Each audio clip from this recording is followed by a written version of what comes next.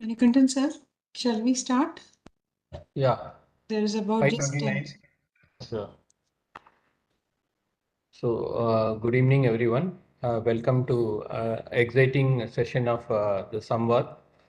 As you all are aware, or many people who are not aware, SCTIMST started an international lecture series with the aim to bring stalwarts in various fields, not only related to medical field or in the sense of biomedical technology. So people who have done wonderful work in different fields, and then they can interact with the young researchers. They can share their works, the experience. Based for all this, we have started this Samvad program.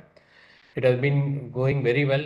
The series initiated on June 24th, 2022, with the inaugural talk by an eminent neurosurgeon and also a former editor of Indian Journal of Medical Ethics, Professor Sunil Pandya. He has enlightened various aspects of his research work and about various neurosurgical aspects. So following that, we had various, these Samvad lecture series was conducted by scientists, then from the public health professional, medical professionals who are eminent in various aspects of their career. So now in this today's seminar series, we are very happy to invite Dr. Amalorpavanathan Joseph. Sir has kindly consented in spite of his very busy schedule. He is a very well-known figure in the transplant program, especially in the state of Tamil Nadu. So he has developed the cadaveric transplant program, various aspects of transplant program. He has interacted with the various social groups, political groups, and everything to make it possible. And it's a very big success. If you look at Tamil Nadu as a leader of organ transplant, donation, and everything. It's a very pride moment to welcome all of you for this session. And also, as Dr. Ishwar, who was supposed to introduce the speaker, is busy in his OPD. I am proud to introduce the task of Dr. Amalorpavanathan Joseph. Sir is a vascular surgeon who took on the enviable task of organizing the cadaveric organ transplant program in the state of Tamil Nadu. He developed the program that it is a beacon of hope for various patients in the state. It's a various, as you can hear by so many news articles, it's a very big success story. So it does not herald itself with its fanfare.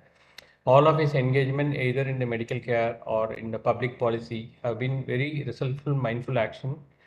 He aimed at achieving healthcare for the people who actually need it, who is in need for the healthcare, even from poor to rich people. So he was born in Chindadiripet area of Chennai and completed his schooling at Chindadiripet High School. And he did his pre-university PUC from Loyola College, Chennai. This exposure opened a broad vista of academic, scientific, and social world to him. So he had exposure to various aspects of his life. He developed a special interest in the social issues that affect the life and livelihood. On completion of PUC, he joined the Kilpack Medical College, Chennai, for his undergraduate medical program. Following his UG medical degree, Sir has did this DNB in general surgery and joined the Tamil Nadu government service. While in service, he did MS degree at the Stanley Medical College and then went on to work at Madras Medical College, Chennai, in general surgery department for more than a decade. He then completed his interest in MCH vascular surgery at the MMC. Following the completion of MCH program, he became a faculty in the same department. So it was during this time, Sir was asked to organize the cadaveric organ transplant program for the state. Dr. Amalorpavanathan helped Tamil Nadu government achieve this, and thanks to the backing of various government and official executive in 2008. With the support of the government and the goodwill of patients and the donor families, this has been a considerable model program across the country. Various states have emulated the Tamil Nadu program of organ transplantation. He has been successfully running the program since then. Sir demitted the office in 2016, and after that he has been in private practice across other healthcare institutions in Chennai.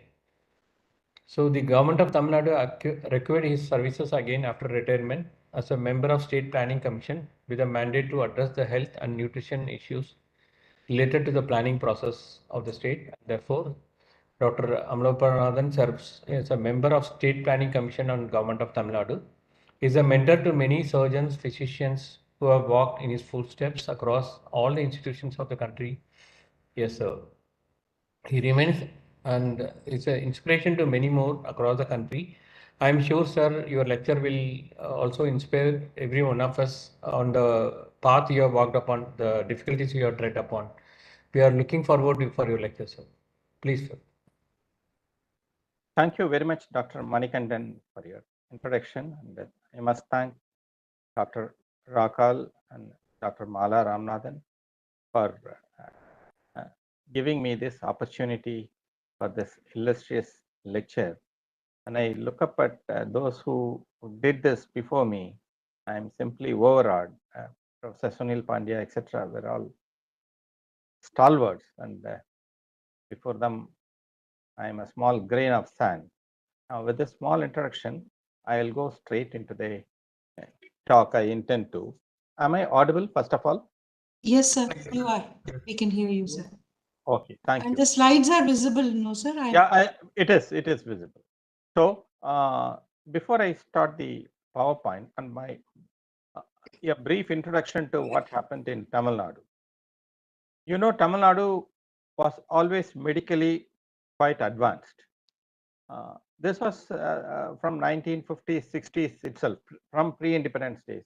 You know, Madras Medical College had its own prestigious history, and stalwarts were also doing private practice in a major road in Chennai called Punamali High Road. Punamali High Road was those days called the Harley Street of Chennai, Tamil Nadu, because so many famous doctors were practicing. So Tamil Nadu had a history of good medical care, both public and private, for a long time. So many of the innovations came to Chennai quite early. You know, the first X-ray machine, 1 year after Roentgen invented it, it came to Chennai. The second oldest eye hospital in the world, next only to Moorfield Eye Hospital, came to Chennai 1 year after Moorfield. So Chennai has that history of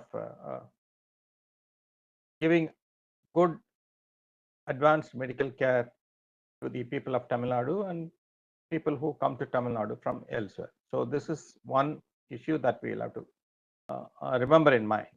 So transplants also came to Tamil Nadu much earlier than many other places in the country. Number second thing is, in 2004, Tamil Nadu was struck by a tsunami. You know, lakhs of people died from Indonesia to the east coast of India.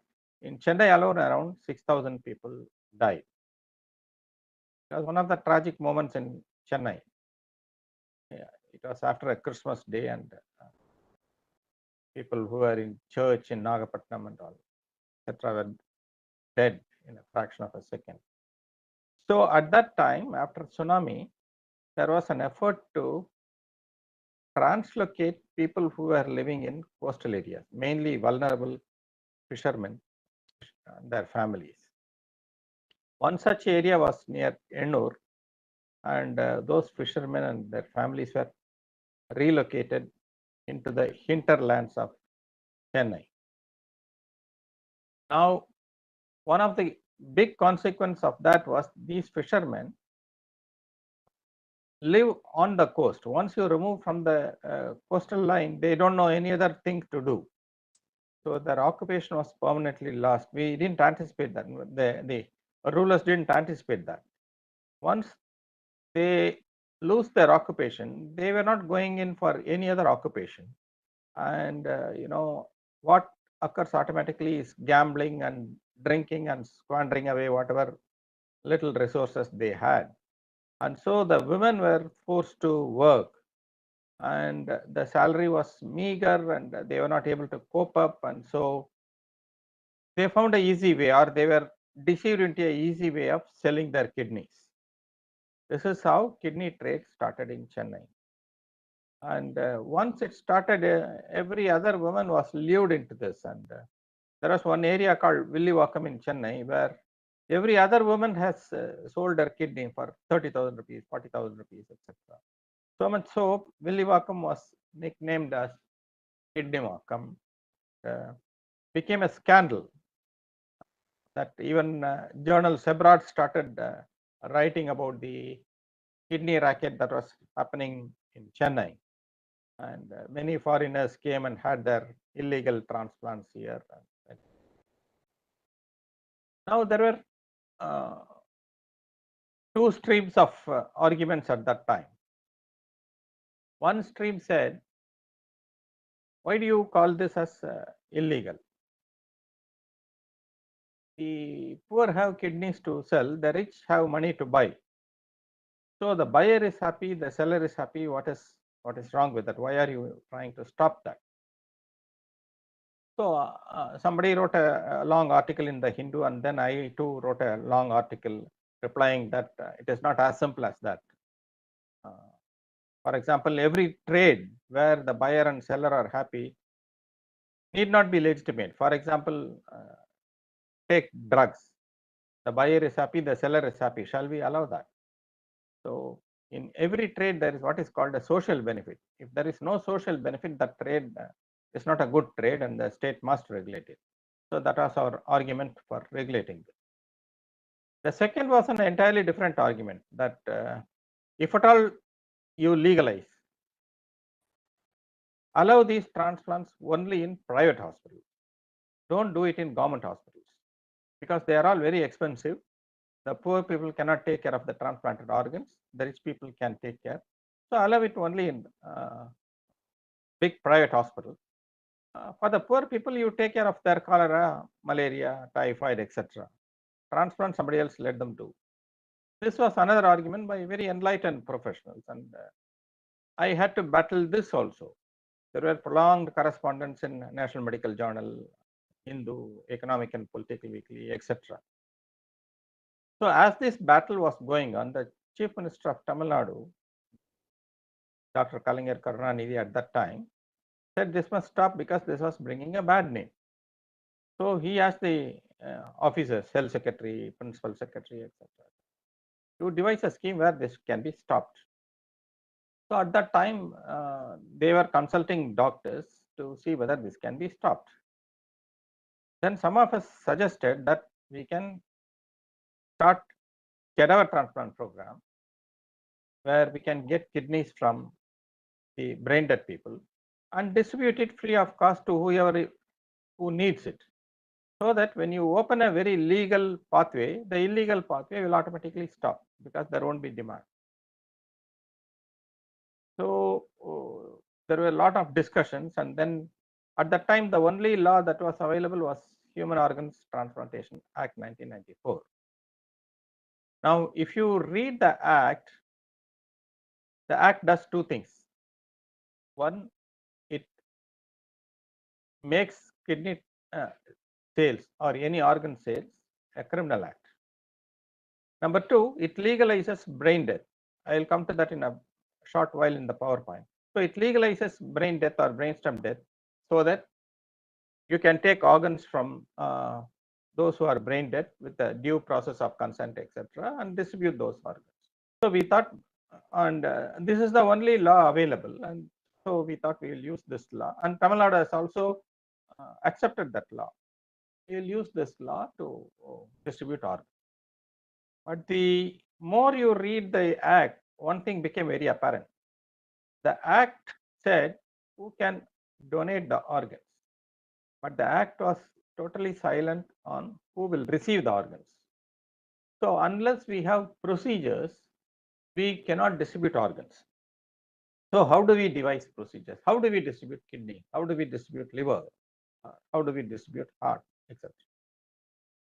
Now remember, this was in 2008. The program was officially launched by the government of Tamil Nadu somewhere in October 2008. It was called the Cadaver Transplant Program at that point. And since there was nobody willing coming forward to run the program, I offered myself. I was a vascular surgeon. I said I'll do it myself because nobody else was willing to come forward to take up this challenge. I said I'll take it up and I'll try. If it works, let's see. So I took it up, and we had series of meetings, and we issued around 7-8 GOs about distributing the organs. At that time, only kidney transplant was going on. Liver was not happening, and heart and lung definitely were not happening. Now, one more impetus to this program is one of the senior bureaucrats in the health department had a relative. It's a very interesting shot. That relative is a twin, one of the twins, and the other person was married and living in UK. Both these twins had a very rare disease called hyperoxaluria, where their oxalic acid was not properly metabolized in the body, so they developed kidney failure. And since the liver was also faulty, these are the candidates who will require kidney and liver transplant together.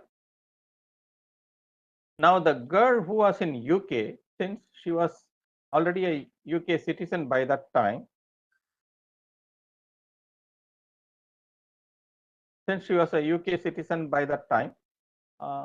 she was enrolled in NHS and she got a free transplant, both liver and kidney, and she was living well.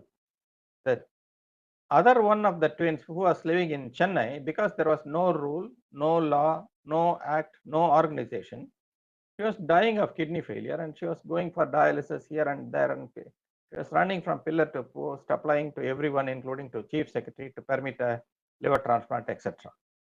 So that was also another major reason. This secretary, this IAS officer used to ask us, why this one twin, just because she goes to UK, she gets everything, and this girl chooses to stay back in Chennai, she doesn't get anything. Why can't we make something like NHS system here? That was also another major reason for us to start this program. Now, when we were discussing how to distribute kidney, several things come into your mind. If there is a kidney available, do you give it to a very young person, or do you give it to a breadwinner, or do you give it to a housewife, or do you give it to an elderly person? All sorts of philosophical arguments will come into that. So, whose life is more important, etc. So, many times we had to go back and forth, and then last we decided we will register them depending upon the seniority of registration, regardless of whether they are male or female or etc. We will give them. The only criteria is children below 15 were matched to kidneys below 15, and people above 60 will only get organs which is not taken up by others. This is a voluntary choice. I won't say this is the best choice, but this is the only choice available when the organs are limited. Similarly, we wanted to make sure that most of the donated organs go to government sector first, because we found that most of these brain deaths were happening in government hospitals, and most of the victims were poor people. So we thought the poor people were donating their organs in spite of their immense grief, and those organs should go to equally poor people in the government hospitals, where treatment is given free of cost without any other consideration, which may not be the case in private hospitals. So we gave a additional emphasis to government hospitals. So this was about kidneys. In liver, there were only 2 or 3 hospitals doing. So we said we will rotate liver in turns, by turns. If A hospital gets a liver today, B hospital will get it tomorrow, C hospital will get it day after tomorrow. Even there, we had a built-in clause where government hospitals will get a priority. Same thing we did it for heart and lung too. Lastly, for kidney, liver, heart and lung, we also had an emergency criteria. See, in kidneys, patients can go on dialysis if there is a problem. For heart and lung or liver, there was no equivalent to dialysis that time. If they don't do transplant within a couple of days, they may die. So we had a supra-urgent criteria. We consulted the experts in that. They said 2 or 3 conditions in each these organs which needed to be considered extremely urgent. So we listed a supra-urgent category also. So whoever is in a supra-urgent category, will get first, rather than others who are waiting in an elective basis. So this was in short the distribution mechanism we had. Then came the major problem. In medico-legal cases, harvesting organs without police permission or without forensic permission becomes a very big legal issue. So we needed to consult medical legal experts, legal experts, law department of the government to find out ways how to harvest these organs at the same time not bypassing the criminal procedure code of the country and the other laws that govern post-mortem, medical inquest, etc. So that the court of law will not say that we have removed organs clandestinely. So it took around a year to issue government guidelines as to how to harvest organs in a medico legal case. If you recall, most of these brain dead donors are victims of road traffic accident, and they are automatically classified as medico legal cases. So this GO took around, government order took around 1 year to come about, because he had to go for back and forth between lawmakers and law administrators, and then jurists, and then forensic experts, and then police department, etc. And then this GO was very euphemistically called medico legal GO. Now it has become almost standard in every state. This GO is replicated in some form or other in every state, and this forms the backbone of legal guideline to remove organs from medico legal cases when they are brain dead. So this is the short introduction to what we have been doing. Right from the moment we started this program, we found that many poor people were most willing to give their organs once they know that the system is transparent, the organs are equitably distributed, transparently distributed, and there is no scandal surrounding these things. So formerly there was a fear that poor people are not educated, so they will not donate organs, only rich people will donate. All those things evaporated into thin air. It was the poor people who were donating organs in large numbers, and the private hospitals also, to be fair, middle class and upper middle class and rich people also occasionally donated their organs. I won't say they did not donate at all, but comparing the numbers were huge in government hospitals, partly because government hospitals had huge trauma wards and private hospitals did not have such big trauma wards. That might be one reason. So within the first 1 or 2 years, this became a very famous program where a lot of poor people benefited. It was transparent. Organs were equitably distributed. And because there was a very viable cadaver transplant, the illegal kidney transplant stopped in a large way.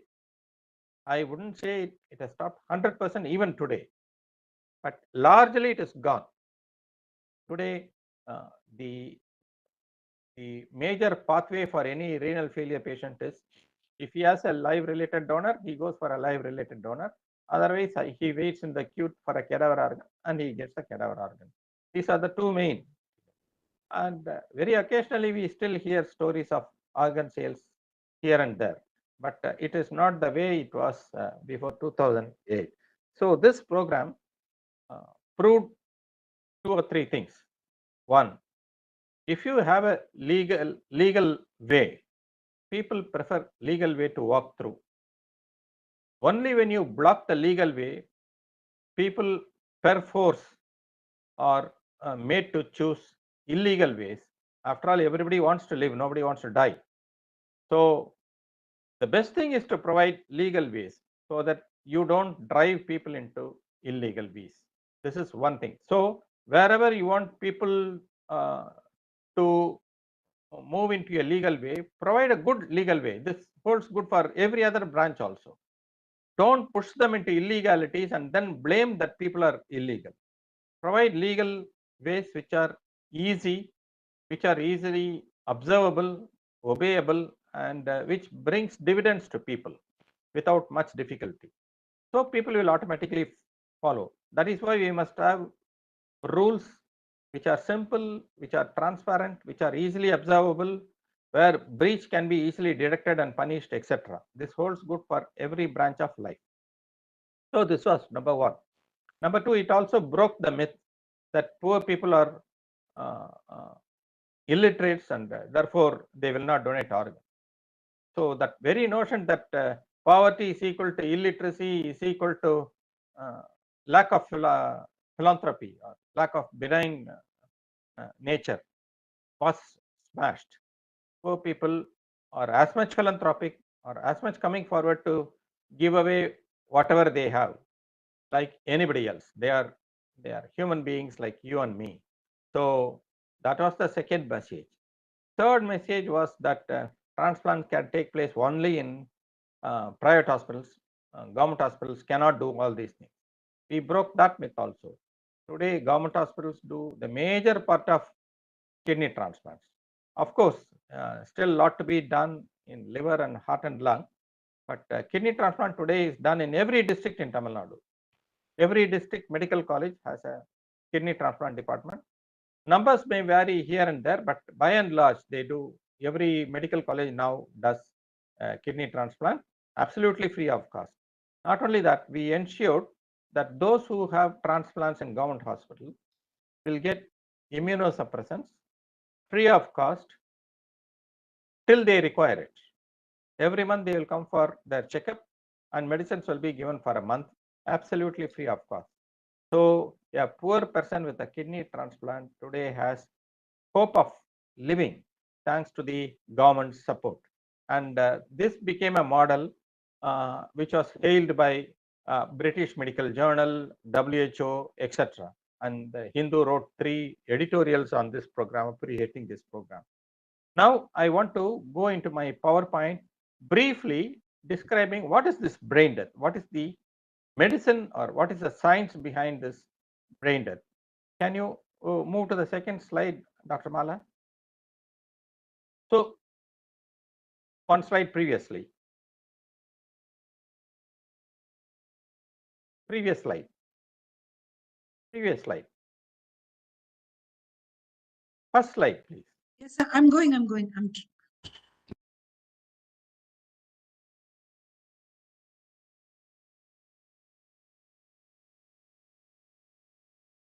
So a small history on transplant.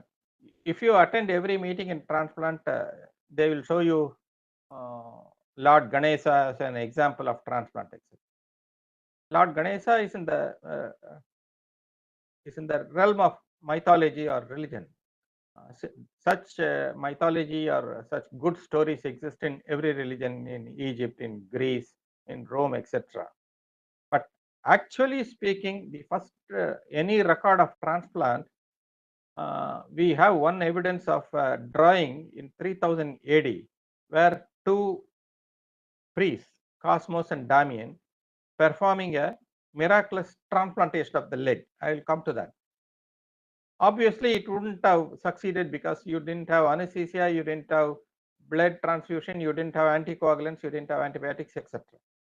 But the first major success was in 1954 when Dr. Joseph Murray did a first kidney transplant between identical donors. Since it was between identical donors, there was no antibody reaction and the patient lived well. And Dr. Joseph Murray went on to get a Nobel Prize for that. 1963 saw the first human liver transplant. 1967, all of you have heard of this fabulous story of Christian Bernard doing the first heart transplant in South Africa. 1968 was the first lung transplant. Most of these transplants failed because of immune reaction. At that time, apart from steroids, we did not have good medicines to block immune reaction. In 1978, a liver transplant surgeon called Roy Kahn brought cyclosporine into clinical practice. Roy Kahn is an Englishman. And cyclosporine was a very effective immunosuppressant. After cyclosporine, transplants became easy, especially transplants from totally unrelated person like a brain dead person. So transplants can be divided into pre-cyclosporine and post-cyclosporine.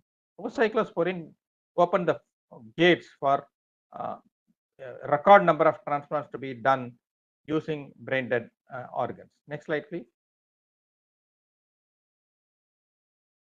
This was the slide I was telling you about. This is a painting in a cathedral in Turkey.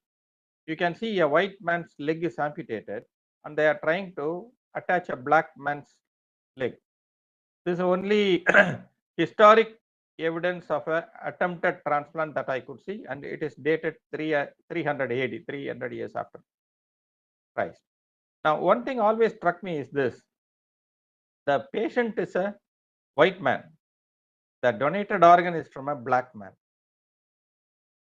You can draw your own conclusions. Next slide. So, what are the sources of organs for our transplant? One, organs can come from living donors or from dead donors. Dead donors can be brain dead or something called non-heart beating. That is, the heart stops immediately or harvest the organs.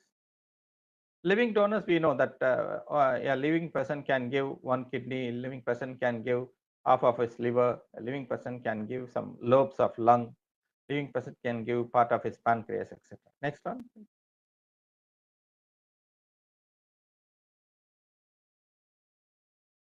Forget about that. Go to the next one. So, brain dead is also called,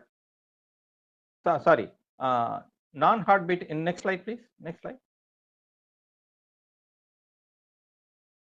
Brain dead is also called heart beating because the heart will be beating, but the brain will be dead. It is very ideal because since the heart is beating, blood circulation is maintained. Blood will be flowing fresh to all the organs, so all the organs will be fresh.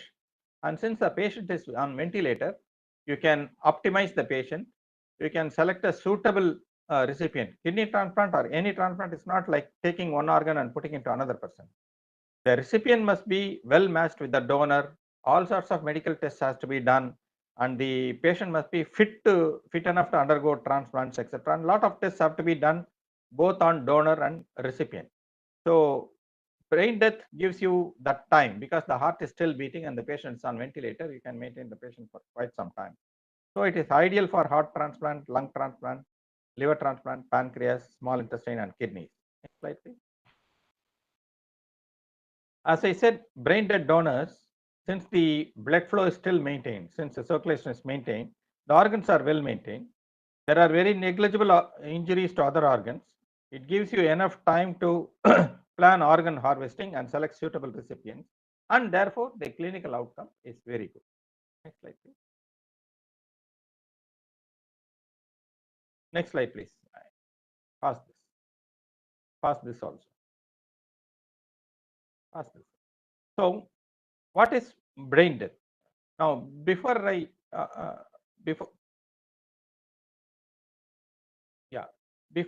tell you about brain death, I must tell you about brain. Unlike other organs, if you stop blood supply for 4 minutes to brain, the brain is deprived of glucose and oxygen, and it dies an irreversible death. It is very unique to brain. Other organs will sustain themselves for more time because there is what is called a anaerobic metabolism. That is, even in spite of lack of oxygen, these organs can function for some more time because they have what is called anaerobic metabolism. Brain cells, that is neurons, do not have this anaerobic mechanism. Therefore, if you cut off oxygen and glucose for 4 minutes, the brain dies irreversibly. So this is called brain death simply. So it just requires 4 minutes of deprivation of blood to brain. So a deceased person, according to Indian law today, is a person in whom permanent, just excuse me for a minute, just a minute.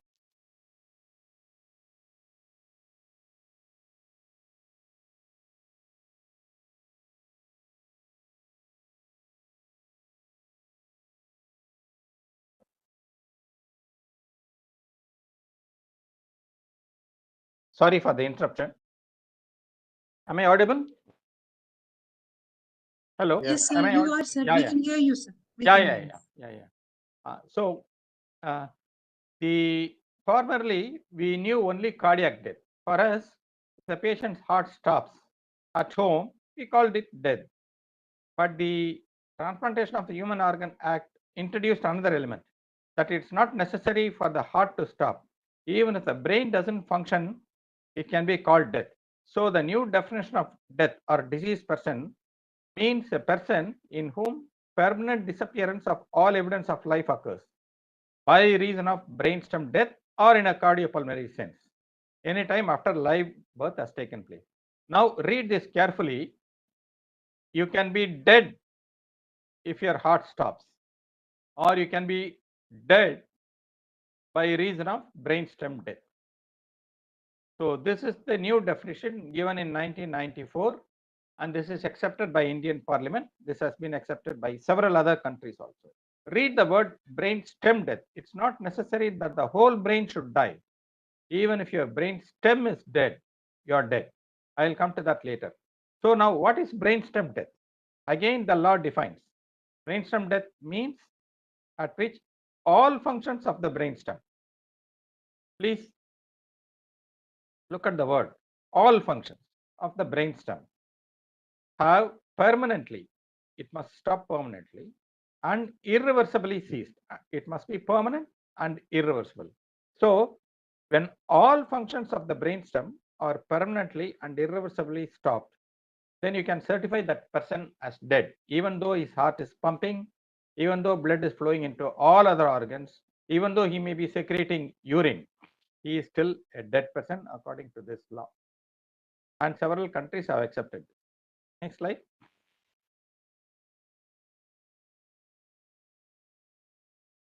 So how does brain death occur? Brain death occurs mostly in road traffic accidents when the brain is injured, or in some non-traumatic cases like blood vessels bursting due to high blood pressure in the brain, or aneurysm, or in some cases like carbon monoxide poisoning, etc., where oxygen is deprived and the brain dies. Next slide, please. Brain death or brainstem death is different from coma. First, we must remember this. A coma patient can be unresponsive to any kind of stimuli or unconscious for a long time, but they will not be on ventilator. They will be able to breathe on their own. Remember the famous case of Aruna Shambhog, a nurse in Bombay who was unconscious and comatose for several years. Whereas brain death person, he cannot breathe on his own or her own. He has to be on a ventilator. So there is a vital difference between coma and brain death. A coma person can still breathe on his or her own. A brainstem or brain dead injury person cannot breathe on his own because his respiratory center, which is in the brain stem, is irreversibly damaged. Slide, please. So as I said, the difference between coma and brain death, a comatose patient can breathe on his own. A brain death person cannot. He needs a ventilator because his brain, the respiratory center in his brain stem is irreversibly damaged. Next slide. So this is the brain stem that you can see. It's just a 4-inch structure, consists of pons, medulla, and midbrain. Now, why this brain stem is important rather than the whole brain? Now, imagine a big hall full of lights and fans and AC. Now, if you want to switch off the AC, fan, and lights in that big hall, you can go and switch off by each switch, switch 1, switch 2, switch 3, etc. Or you go to the main box and switch off the main box, everything will go away in a second. So this brainstem is like a junction box. All the wires, all the neurons from the brain go through this structure. So it's not necessary that the brain has to be damaged. If this structure is interrupted, all the communications going to the brain up and down will be cut off. So brainstem is the transit way to the brain. All fibers from the rest of the body go up through the brainstem, and all commands from the brain come to the body through this brainstem. So if you cut off brainstem, everything is cut off. And next slide. This is the brainstem. If you see, all the important structures like cranial nerves all come from this small area. You can also see the most important structures like optic nerve, etc., coming from the brainstem. Next one. So some history again. After ventilators came into use only after the Second World War. At that time, the French physicians were seeing certain type of coma, where whatever you do, they were dying. They didn't understand what is happening, because at that time there was no CT scan, there was no MRI and all. So they simply called it coma impasse, meaning it's a stage beyond coma. Whatever you do, they die. Some coma people survive for years, but these people die very, very soon. They didn't know the reason, so they called it coma impasse. In 1968, a group of doctors in Harvard said these coma impasse are actually brain dead because their brain is totally gone. Because they had EEG at that time, EEG showed flat waves, no recordings at all. So they thought, since the brain is dead, the coma impasse is actually brain dead. And these people automatically die because they cannot live without brain stem. This was Harvard. The Minnesota group of surgeons or scientists went a step further. They said it's not enough that the whole brain should be dead. Even if the brain stem is gone, you reach a point of no return. So in UK, there was a lot of debate, and then among scientists and neurologists especially, then they said that the brain stem death is equal to brain death, and brain stem death is then equal to clinical death. This was UK code 1 and 2. Next one, please. Now, for a layman, what is death? See, if you say death is a irreversible function of cessation of function of a cell, then death of a human being must be death of all cells in the body. But in practice, that is not so. If you wait for all cells to die, the whole area will start stinking. Because even after heart death or heart stopping, your nails can grow for 1 or 2 days, your hair will be still alive for 1 or 2 days, etc. So if you wait for all cells to die, the whole area will stink. So early in the civilization, people realized that all cells do not die. If the heart stops, we decided as death. So cardiac death was the death that was used right from Egyptian civilization to even before that to define death. There is another form of death.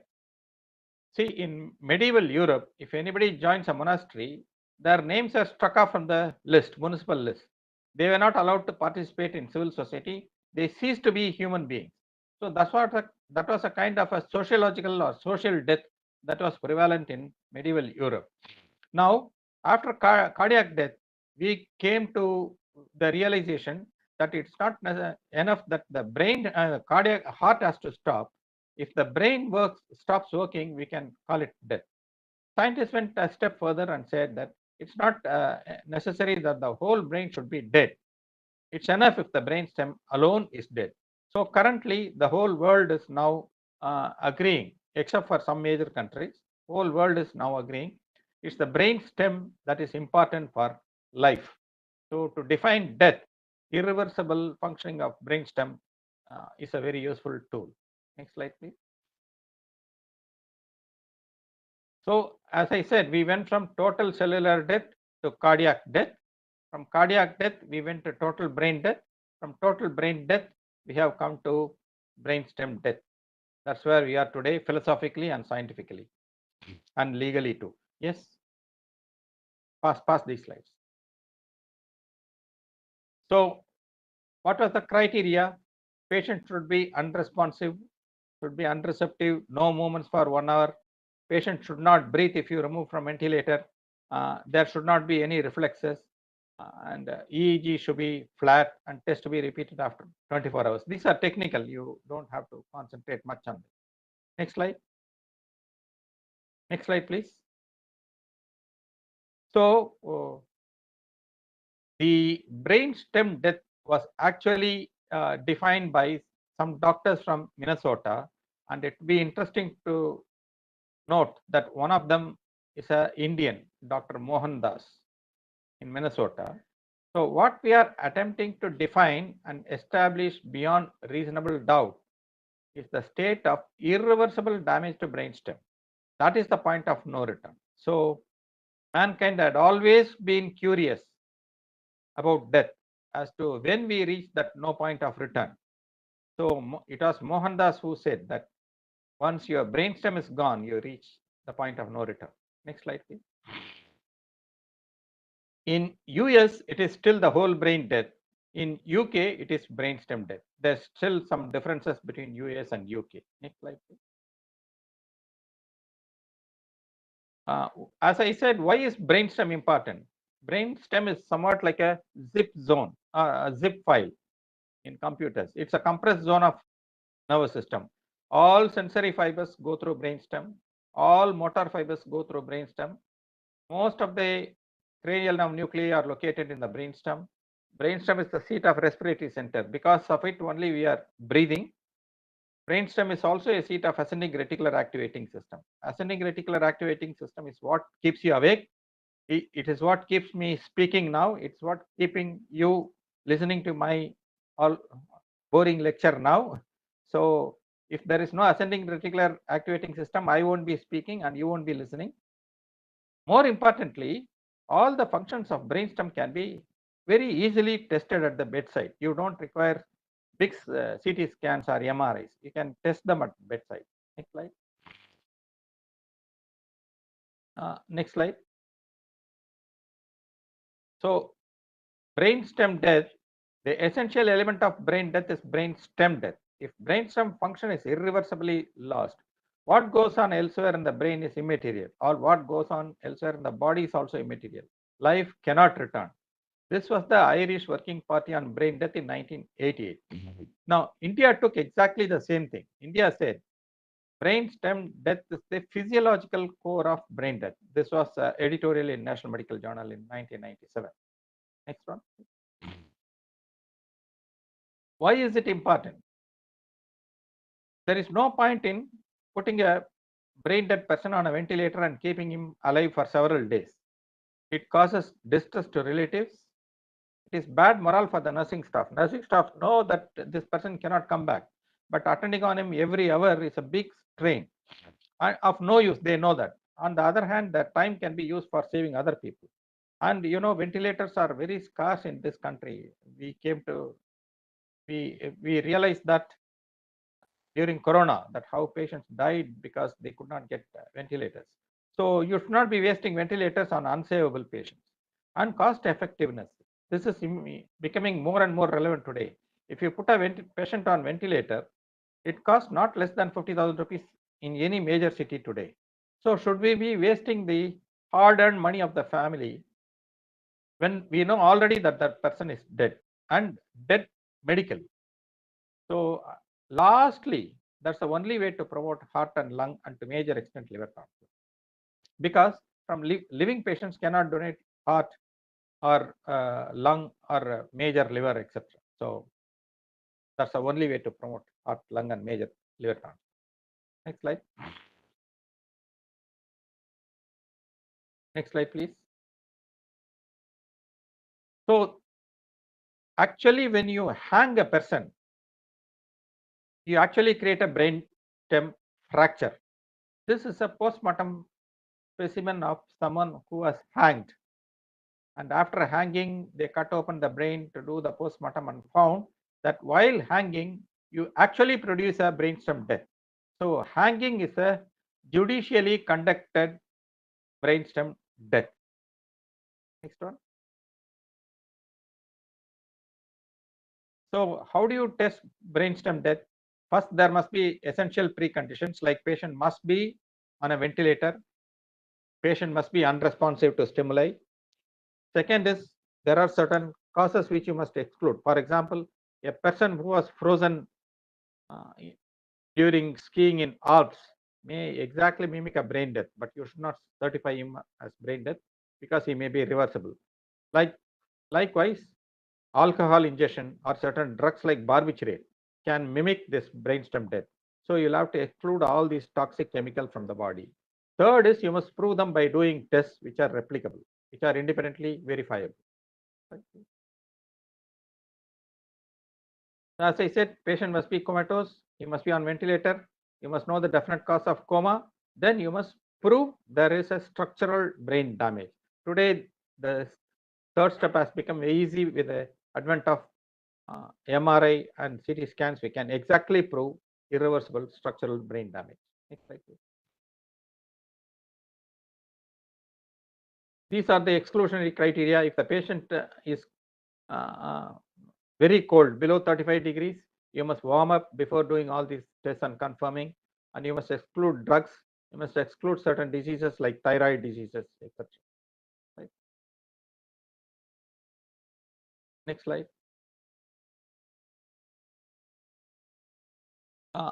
Lastly, after doing all these tests, we test for apnea. That is, we remove the person from the ventilator and observe for a few minutes whether he is breathing or not. What happens is when you remove from the ventilator, carbon dioxide accumulates in the body. Carbon dioxide is a very powerful stimulant for respiration. It will trigger automatic respiration. If even in spite of adequate accumulation of carbon dioxide, there is no spontaneous respiration, that means carbon dioxide also failed to stimulate brain. Carbon dioxide is a natural stimulator of respiration. So if the person is not able to breathe, even with the accumulation of carbon dioxide, he is unlikely to be alive at all. So he can be certified as confirmed as brain dead. Next slide. So we have to do all these tests again because we should not leave room for any doubt. So we do all these tests after 6 hours so that we eliminate observer error. We see that there are no signs of changes. The death certification is complete only after the second time, and the certificate has to be signed by 4 doctors independently.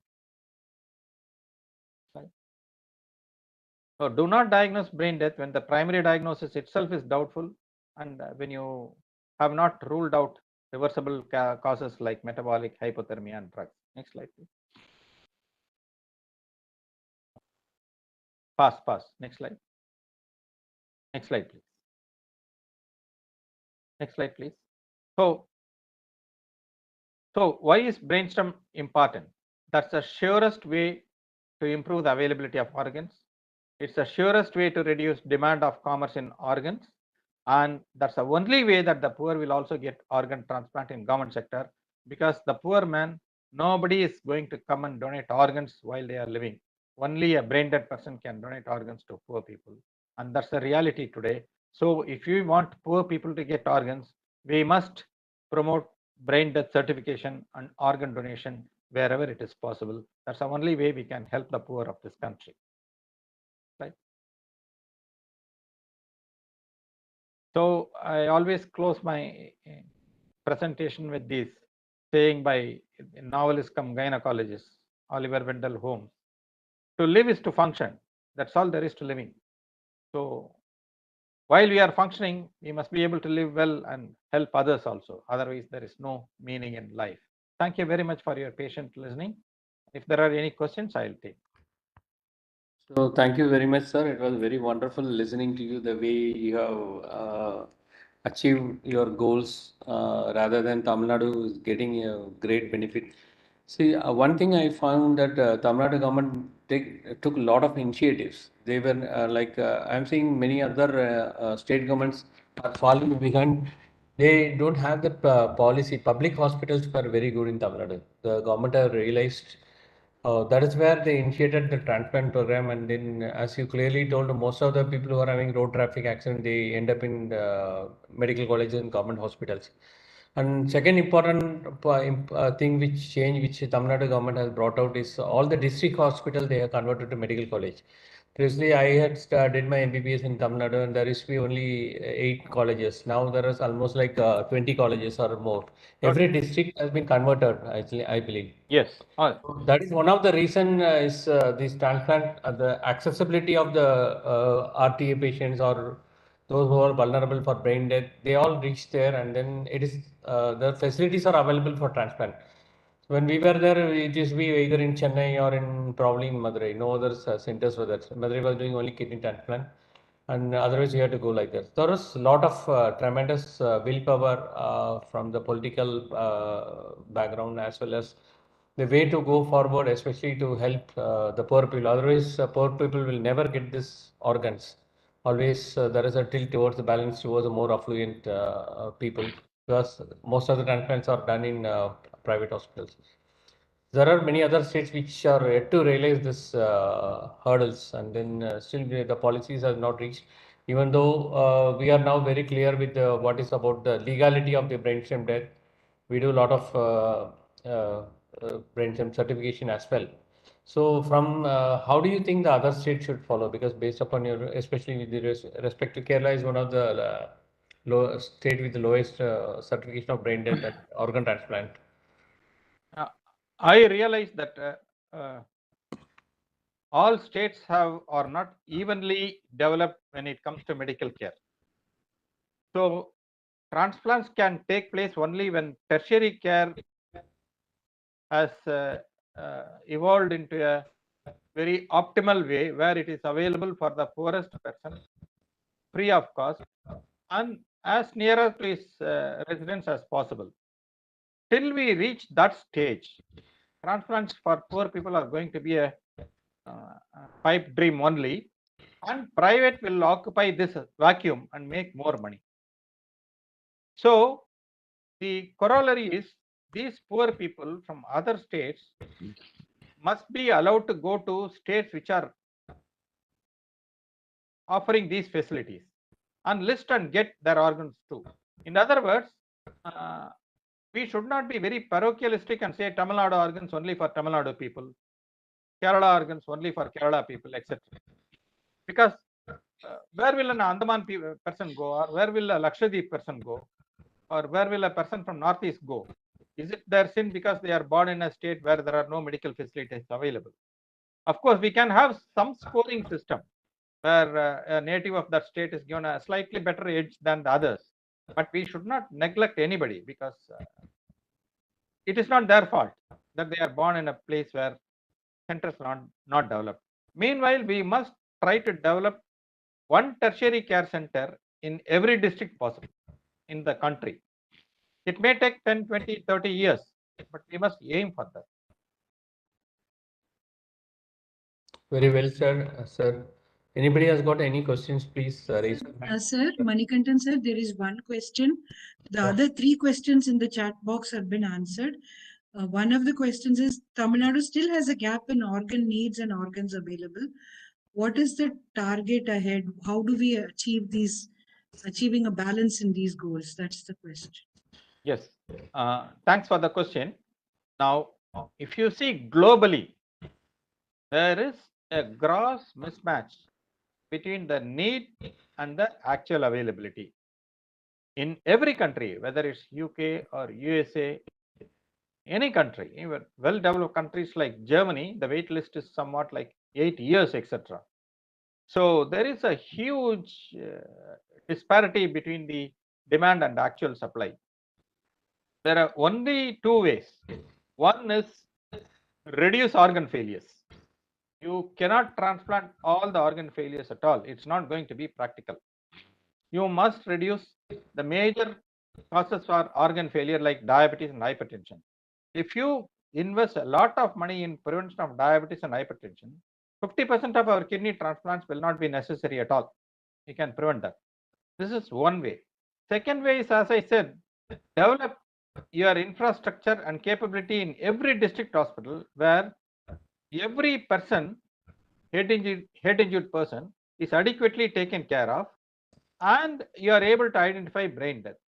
I must stress here that brain death certification should be a result of a excellent neurosurgical care, not a neglected neurosurgical care. So if you want more brain deaths, you must have excellent humane neurosurgical care, which is capable of taking every person who comes to them, regardless of their ability to pay money, and give them A-class treatment. That's the only way to promote organ donations in any state. Sir, what are the other problems in scalability to other states, apart from the lack of facilities? That's Main thing is another. lack of facility. Second thing is lack of technical personnel.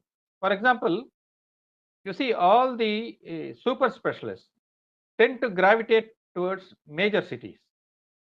This is a natural law throughout the world that tertiary care specialists or super specialists, as we call them, tend to go to major cities for various reasons. One is for their social life, and more than social life, it's money and prestige. So everybody aims for that. Now, unless you develop districts on a reasonable par with the major metropolitan cities, migration of these super specialists will be difficult. And without them, you cannot achieve all these goals that you want to. So it's a whole lot of social churning that is needed, and transplant is only one part of it. Sir, just one more question has come up in the chat box. Yeah. Manikantan sir, can I raise it? One of our colleagues from Afghanistan has asked. Yeah, definitely. Yeah, definitely. Please go ahead. The patient who goes brain dead is not cardiac death, and so their heart works. And families find it, patient families are very difficult to convince them of that brain death is total human death. How did the program enable that people to be convinced?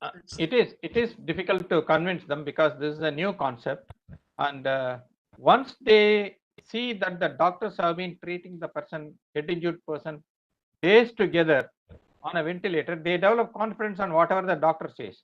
And when the doctor explains to them that they have reached the point of no return, and even if the heart is functioning, they are dead, at that time they will listen. They won't listen to a doctor who comes casually and says that person is brain dead. That is why I said that certification of brain death should be a product of an excellent neurosurgical care and not a haphazard and shabby neurosurgical care. So there is another one that the program for cadaver transplantation came out of the illegal trade. Whereas there is not so much illegal trade in other places, and funding allocation, if we shift to like transplantation, it might take away money from, basic healthcare needs in some places. So I understand. I understand the state has to balance between what they will allot to primary sector, what will they allot to secondary sector, what will they allot to tertiary sector.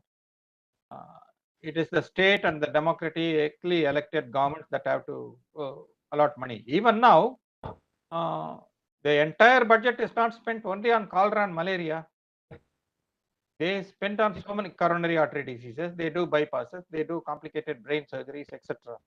They have sophisticated All India Institute of Medical Sciences in every state now. So the state had always been apportioning money for primary, secondary, tertiary sector. So some amount of money will be allocated for transplants too, without jeopardizing other sectors. One last question. It's about 3D bioprinting. Could that be the future for organ transplantation, and how far away are we in experimenting on this in our country? I'm not an expert in that. I believe a lot of exciting experiments are going on. I saw one university in Princeton where artificial kidney was being regenerated, but still they had a lot of technical problems. When I asked some of the scientists, they said that these problems will take 20, 30 years to solve. So I really don't know. But if it comes, if you can bioprint an organ, then we'll all be very, very happy. Thank you, sir. That was the questions in the chat box that emerged. Manikantan sir, can Thank I you. propose the vote of thanks? Yeah. I request Dr. Mala Madam to propose the vote of thanks. It was a very wonderful lecture, sir. From my personal note, I am thankful to you. It was very enlightening, and it was very nice to have interaction with you.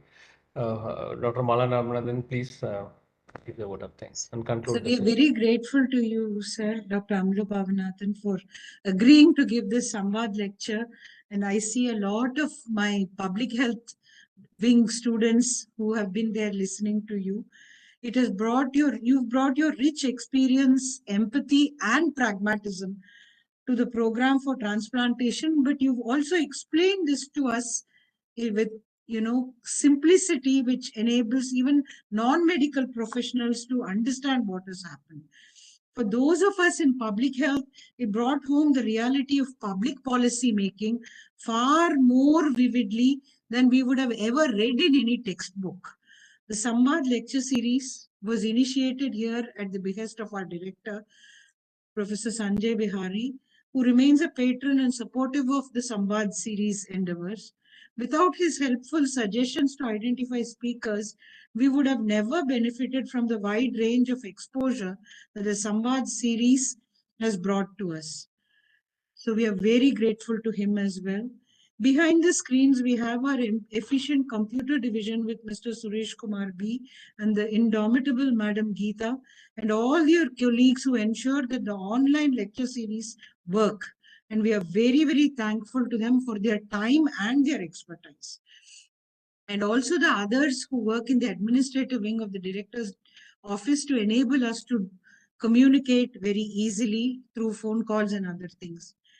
Last but not the least, this lecture series reaches out to an audience across the SCTIMST firmament, but also to others elsewhere. Without them switching on their screens to listen in and to engage the way they did, either through chat or by asking questions, this series would not be what it is. It energizes us all with your enthusiasm, and we are very grateful to all of you for it. And thank you once again, Amalorpavanathan sir. You really enriched us, particularly those of us who have very little medical knowledge, as well as those who have sufficient medical knowledge. For others who have tuned in, the next Samvaad lecture will be very soon announced on our website as soon as the speaker gives us our confirmation. In the meanwhile, please enjoy your evening and the rest of the week, as our academic calendar has a very busy schedule with the convocation coming up. We will definitely be back next month after the convocation with the next lecture.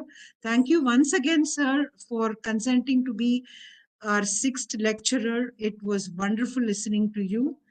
And good evening and Jai Hind, everyone. Thank you very much. First of all, my profound thanks to the director of the institute, Dr. Manikandan, and Dr. Mala, Dr. Rakal Gaitonde, and all others in your institute for organizing this and giving me this wonderful opportunity to address the most enlightened audience that one could ever aspire for. It was my pleasure to interact with you. Thank you very much. Good evening and Jai Hind. Thank you, sir. Thank you very much.